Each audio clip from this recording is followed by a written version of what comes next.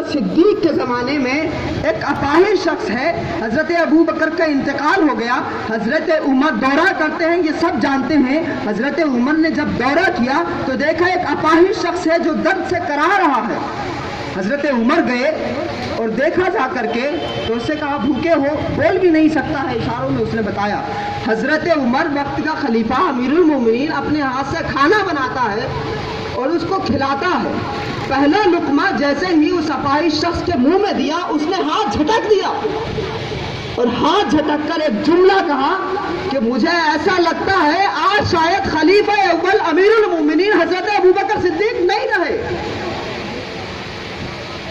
دنیا بھوکمری ختم کرنے کی بات کرتی ہے، لیکن وہ لوگ جن کا پیٹ ہمیشہ بھرا ہوتا ہے وہ کبھی بھی بھوکمری کا خاتمہ نہیں کر سکتے۔ جو آدمی ہمیشہ ایئر کنڈیشنز میں رہتا ہو اس کو کبھی گرمی کی شدت کا اندازہ نہیں ہو سکتا۔ اور مسلمانوں، اللہ رب العزت نے تمہیں ایک مہینے کا روزہ رکھوا کر یہی احساس دلانے کی کوشش کی ہے کہ ایک مہینے کے روزے رکھ کر تمہارا یہ حال ہو جاتا ہے۔ ذرا سوچو اس غریب اور فقیر آدمی کے بارے میں کہ جو فٹ پاتھ پر پورے سال بھوکے رہتا ہے، اس کا کیا حال ہوتا ہوگا۔ تم اللہ رب العزت کو نہ تمہاری عبادتوں کی ضرورت ہے، نہ تمہارے روزوں کی ضرورت ہے۔ اس کی بارگاہ میں سجدہ کرنے کے لیے اربوں کروڑوں فرشتے ہیں جو کوئی رکوع ہی کر رہے ہیں، کوئی سجدے ہی کر رہے ہیں۔ اس تصور کو سمجھیے کہ انسان ایک دوسرے سے عبادات کے ساتھ ساتھ، نمازوں کے ساتھ ساتھ ایک دوسرے کا بھلا کرنے کے لیے ہے، ایک دوسرے کا اچھائی کرنے کے لیے، ایک دوسرے کے اخلاق کے ساتھ پیش آنے کے لیے۔ تو حضرت ابوبکر صدیق رضی اللہ تعالیٰ عنہ کے بارے میں اس شخص نے کہا کہ مجھے ایسا لگتا ہے کہ حضرت ابوبکر جو لقمہ اس کو کھلاتے تھے ان کو اندازہ ہو چکا تھا کہ یہ اپاہج شخص کس قدر گرم لقمہ کھا سکتا ہے اور کتنا ٹھنڈا لقمہ کھاتا ہے۔ اور پوری زندگی حضرت ابوبکر کے اس عمل کی خبر کسی کو نہ لگی کہ آخر ابوبکر اس وقت میں کہاں جاتے ہیں اور کس بھوکے کو کھانا کھلاتے ہیں۔ سبحان اللہ۔ پھر حضرت عمر نے اس کو وہ سلسلہ شروع کیا، اس تصور کو کہ اللہ رب العزت نے امت مسلمہ کو دنیا کی سمسیاؤں کا سمادھان نکالنے کے لیے بھیجا ہے۔ اس تصور کو حضرت عمر نے سمجھا تھا اور اپنے پیٹھ پر آٹے کی بوری لاد کر کسی غریب کے گھر پہنچاتے ہوئے نظر آتے ہیں اور اس کے منہ میں لقمہ دیتے ہیں۔ اسی تصور کو حضرت عثمان غنی نے سمجھا، اسی تصور کو مولا کائنات حضرت امام علی علیہ السلام نے سمجھا، اسی تصور کو ہیومن رائٹس کے اسی تصور کو حضرت سید الشہداء امام حسین علیہ السلام نے سمجھا۔ دوستو، یہ مذہب کی لڑائی نہیں تھی، یہ امامت کی لڑائی نہیں تھی، یہ نماز اور روزے کی لڑائی نہیں تھی، یہ لوگوں کے حقوق کی لڑائی تھی جو حضرت امام حسین علیہ السلام نے کربلا میں جا کر نہ صرف اسلام کا تحفظ کیا ہے بلکہ لوگوں کے حقوق کا تحفظ کیا ہے۔ لیکن کاش آپ ہیومن رائٹس کے تصور کو سمجھ پاتے، کاش آپ ہیومن رائٹس کے تصور کو سمجھ پاتے۔ آج دنیا جن آزادیوں کی بات کر رہی ہے، آج دنیا جن آزادیوں کے نعرے لگا رہی ہے، یہ حضرت امام حسین علیہ السلام کے خون ہی کا صدقہ ہے۔ انسان کو بیدار تو ہو لینے دو، ہر قوم پکارے گی ہمارے ہیں حسین۔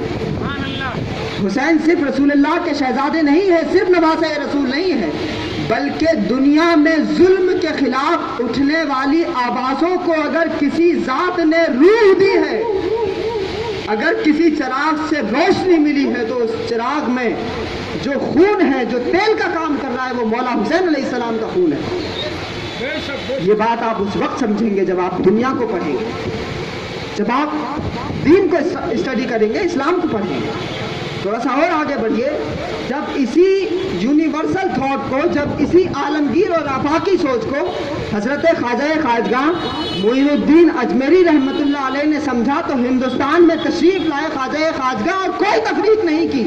جہاں ذات پات کا نظام ہے، چھوت اچھوت کا نظام ہے، انٹچیبلٹی ہے، کوئی بڑی ذات کا آدمی چھوٹی ذات کے آدمی کو اپنے پاس بٹھانے کے لیے تیار نہیں ہے۔ لیکن معین الدین اجمیری، ان کا تصور یہ ہے کہ جب اللہ رب العزت نے ان بندوں میں کوئی فرق نہیں رکھا تو ہمارا بھی کوئی کرتویہ نہیں بنتا کہ ہم ان نفرت کریں، سب برابر ہے۔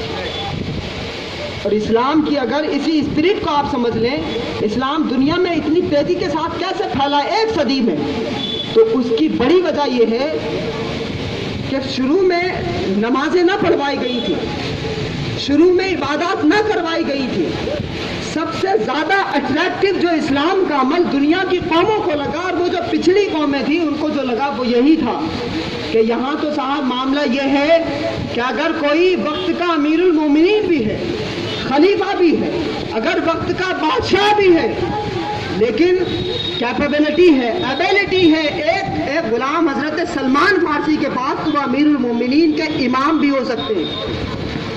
آج مندروں کو دھلوا دیا جاتا ہے کہ وہ چھوٹی ذات کے لوگ ہیں، اس لیے وہاں مندر میں چلے گئے تو دھلوا دیا گیا۔ میرے بھائی، اسلام کا تو یہ تصور ہی نہیں ہے، یہاں کوئی نیچی اونچی ذات والا ہے ہی نہیں، یہاں تو بڑا وہ ہے، جیسا مولانا نے کہا ان اکرمکم عند اللہ اتقاکم۔ یہاں کرائیٹیریا یہ نہیں ہے کہ آپ خان ہیں، آپ پٹھان ہیں، آپ انصاری ہیں، آپ قریشی ہیں، آپ چاہے جو ہوتے پھرے، اگر اللہ رب العزت کے نزدیک آپ کا مرتبہ بلند ہے تو بلال کالا رنگ رکھنے کے باوجود بھی اسلام کی سب سے مقدس عمارت خانہ کعبہ کی چھت پہ چڑھ کر اذان پڑھ سکتا ہے، اور تمام گوری چمڑی والے لوگ نیچے سے کھڑے ہو کر اس بلند قامت والے بلال کو دیکھ رہے ہیں اور حیرت سے نعرہ تکبیر کی صدائیں بلند کر رہے ہیں۔ یہ جو دنیا میں ایکوالٹی کے نام پر انقلاب آیا ہے، یہ کسی اور کا دیا ہوا نہیں، اسلام کا دیا ہوا انقلاب ہے۔ اگر آج ہم نے دنیا کو یہ سمجھایا ہوتا کہ وومن رسپیکٹ کیا ہوتی ہے، عورتوں کی عزت کیا ہوتی ہے، تو 3 طلاق کے حوالے سے پلٹوار ہم پہ نہیں ہوتا۔ لیکن کیا ہم نے سمجھا ہے کہ عورت کا اسلام میں مرتبہ کیا؟ نہیں سمجھا، اور جب ہم سے سوال ہوا تو ہم اریٹیٹ ہوئے۔ ہم نے کہا یہ اس کی سازش ہے، یا ریسرچ کر رہا ہے، یہ وشو ہندو پریشد کر رہا ہے، وہ تو سب کر رہے ہیں۔ آپ ببول کے درخت سے کون سے آم کے نکلنے کی امید کر رہے ہیں؟ ظاہر ہے جس کی جو فطرت ہے وہی اس کا اثر دکھائے گی، لیکن آپ کی فطرت یہ نہیں تھی کہ آپ کسی کو گلی محلوں کے چوراہوں پر کسی کو گالی دیتے ہوئے نظر آئے۔ آپ کا عمل تو یہ ہونا چاہیے تھا کہ آپ معین الدین کے چاہنے والے ہیں، کہ آپ محبت سے، اگر کسی نے سوال کیا ہے نفرت سے، تو رسول اللہ کی سنت یہ ہے کہ اس کو محبت سے جواب دیا جائے اور اس کو مطمئن کیا جائے۔ آپ ایک خدا کے ماننے والے، آپ جس دین کو ماننے والے ہیں وہ کوئی اندھ بھکتی اور اندھ وشواس کا دین نہیں ہے۔ یہاں پر ہر سوال کا جواب لاجیکلی منطقی انداز میں دیا گیا، لیکن آپ جب ہی دنیا کو مطمئن کر پائیں گے جب آپ اپنے ظاہر کے ساتھ ساتھ اپنے اندر کو بھی مسلمان کر لیں گے۔ صوفیوں کے ماننے والے دو طریقوں میں بٹ گئے۔ ایک تو وہ ہیں کہ جنہوں نے ان کی روایات کو اپنا لیا اور ان کا جو اپنا کیریکٹر تھا، اپنا جو کردار تھا، جس کیریکٹر اور کردار نے ان کو دنیا میں بلند کر دیا اس کو چھوڑ دیا۔ اور ایک وہ گروپ ہے کہ جس نے ان کی ذاتی زندگی کو اپلائی کر لیا، لیکن جو ان کے فروعی مسائل تھے ان کو چھوڑ دیا اور ان کی بدگمانیاں کر بیٹھے اور ان کے خلاف بکواس کرنے لگے۔ وہ دونوں ایکسٹریم پہ چلے گئے۔ علامہ اقبال نے کہا تھا کہ حقیقت خرافات میں کھو گئی، یہ امت روایات میں کھو گئی۔ کہ ہم کہیں روایات کے نام پر نعرے بازی کرتے ہوئے نظر آتے ہیں تو کہیں خرافات کے نام پر نعرے بازی کرتے نظر آتے ہیں۔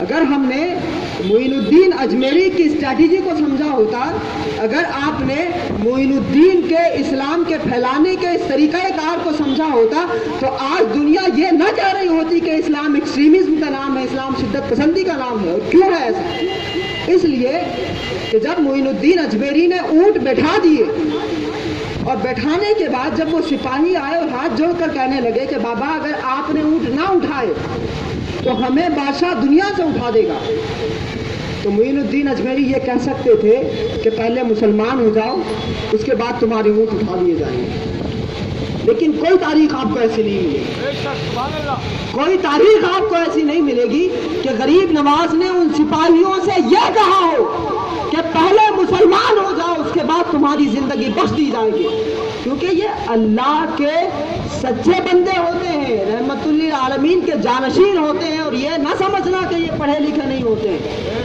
کتابیں پڑھنے والے لوگوں کی جہاں انتہا ہو جاتی ہے وہاں سے ان بزرگوں کے علم کی ابتدا ہوتی ہے۔ یہ جملہ نہیں ہے صرف، اس کی وجہ یہ ہے کہ انہوں نے مدرسے میں بھی پڑھ لیا ہوتا، اور صرف مدرسے میں پڑھ کر اگر کوئی مسجد اور مدرسے کا رخ کرتا نظر آتا ہے تو شدت پسندی پھیلاتا، क्योंकि इल्म के साथ एक वायरस भी आता है। आप इंटरनेट से चीज़ें डाउनलोड करते हैं, जो लोग कंप्यूटर चलाते हैं वो जानते हैं कि अगर बार बार उसको रिफ्रेश ना करें तो फिर हैंग होने लगता है। कंप्यूटर साइंस का ज़माना, ये बात आसानी से समझ में आ सकती है कि अगर रिफ्रेश ना करें तो वो कंप्यूटर हैंग करने लगता है।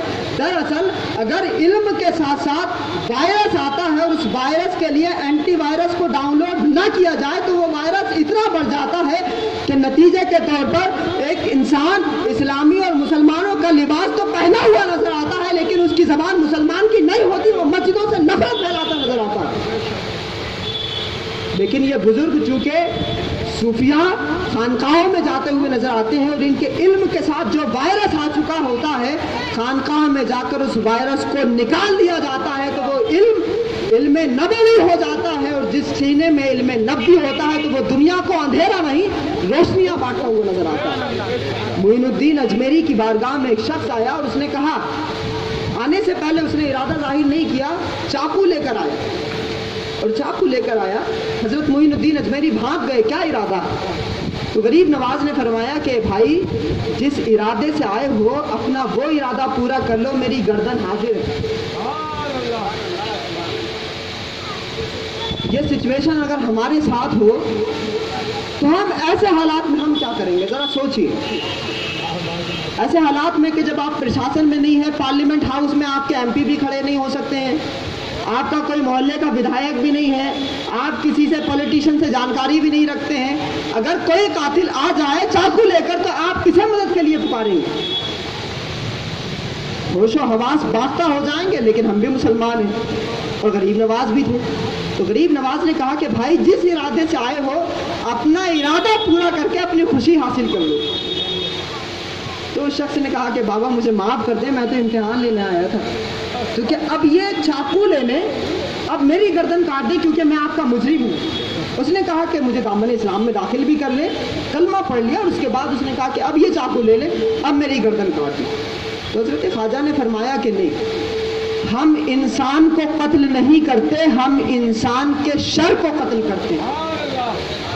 हम मुजरिम को मारने वाले नहीं, हम मुजरिम के जुर्म को मारने वाले हैं। हम गुनाहगार से नफरत नहीं करते, हम गुनाह से नफरत करते हैं।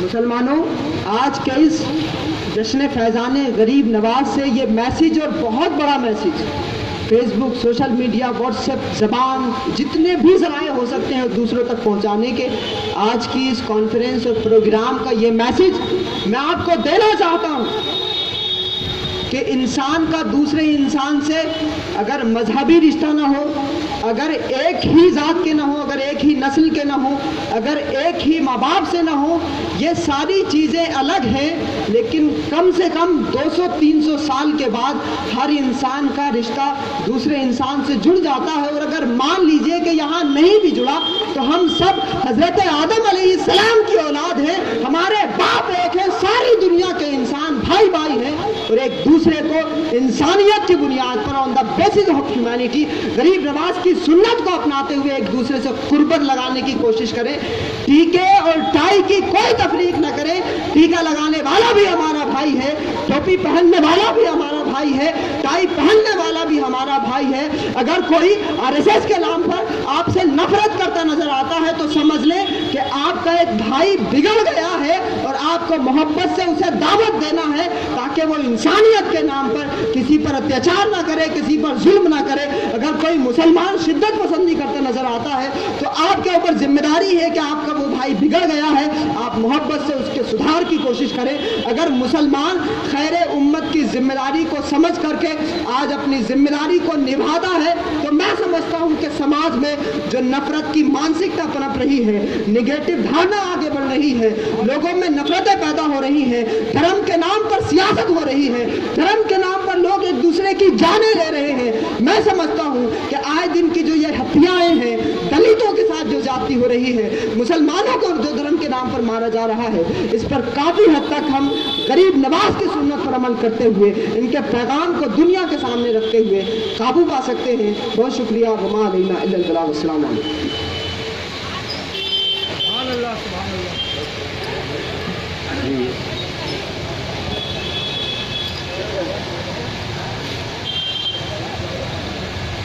آپ حضرات صلاۃ السلام کے لیے کھڑے ہو جائیں.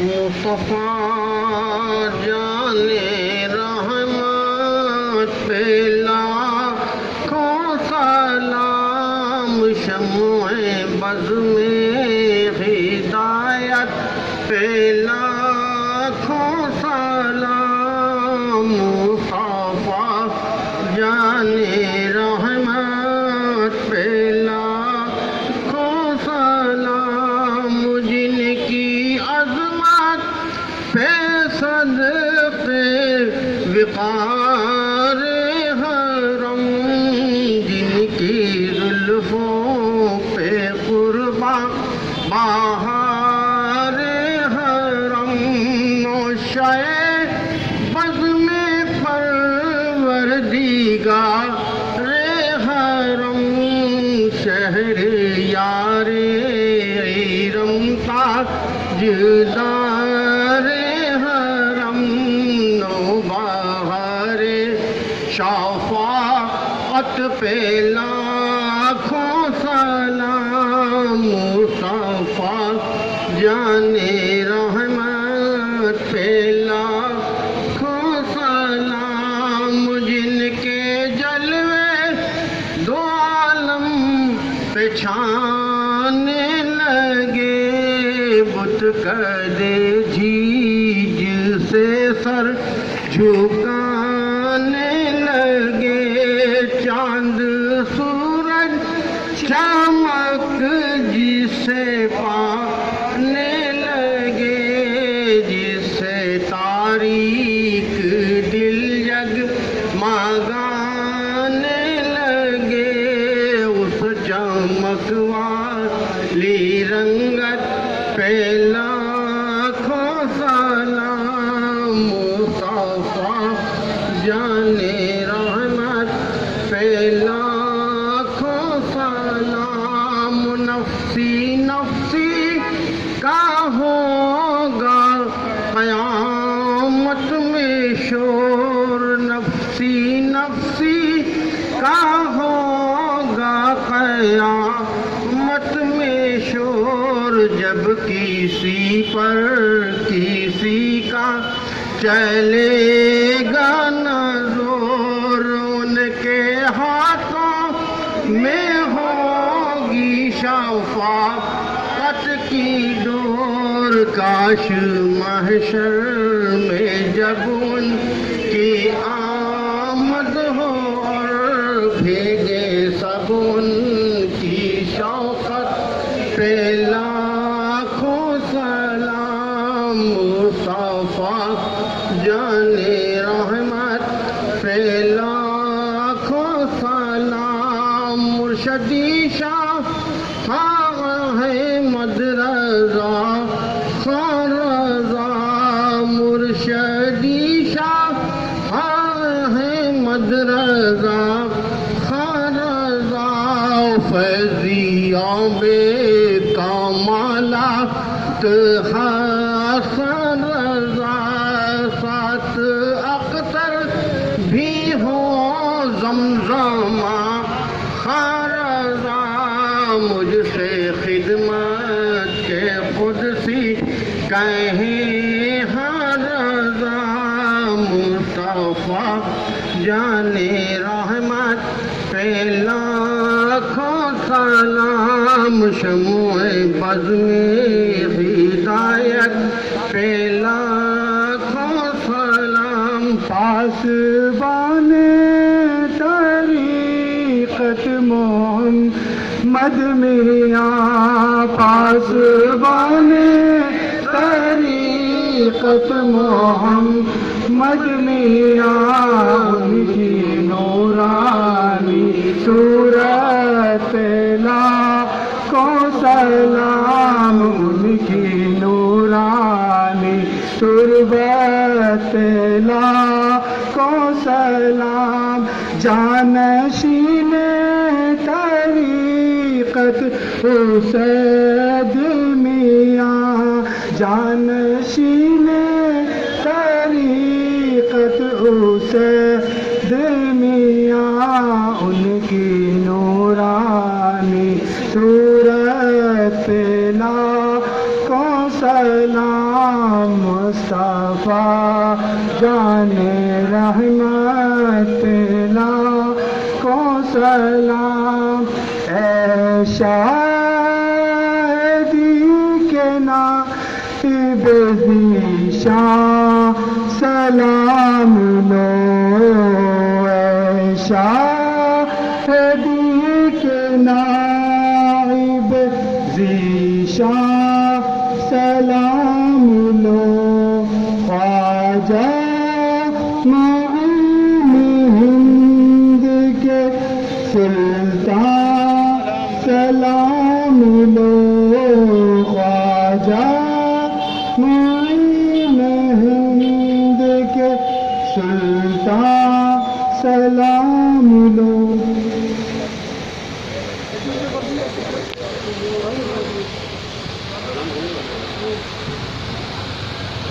بسم اللہ الرحمن الرحیم، اللہم صلی وسلم وبارک علی سیدنا و شفیعنا و حبیبنا و مولانا محمد وعلی آل سیدنا و مولانا محمد صلاۃ تنجینا ربنا بها من جمیع الاحوال والآفات وتقضی لنا بها جمیع الحاجات وتطہرنا بها من جمیع السیئات وترفعنا بها عندک اعلی الدرجات وتبلغنا بها اقصى الغایات من جمیع الخیرات فی الحیاة بعد الممات انک علی کل شیء قدیر۔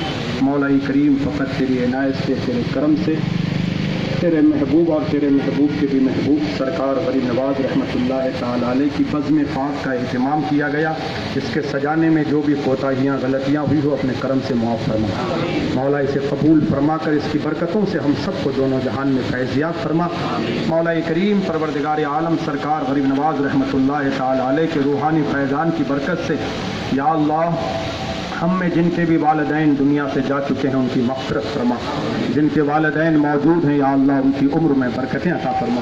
سرکار غریب نواز کے صدقے میں ان سب کا ثواب نبی رضا حاجی محمد نواب صاحب، حاجی محمد اسلام صاحب، پاکیزہ پروین اور امت النساء کی روح پاک پہ نظر ہے مولا، قبول فرما۔ جن لوگوں نے اس محفل کو سجایا ہے ان کے عزیز و اقارب میں اب تک جتنے بھی مسلمان ایمان کی حالت میں دنیا سے جا چکے ہیں یا اللہ ان سب کی ارواح کو نظر ہے مولا، قبول فرما، ان سب کی مغفرت فرما یا اللہ۔ آج کی یہ نورانی محفل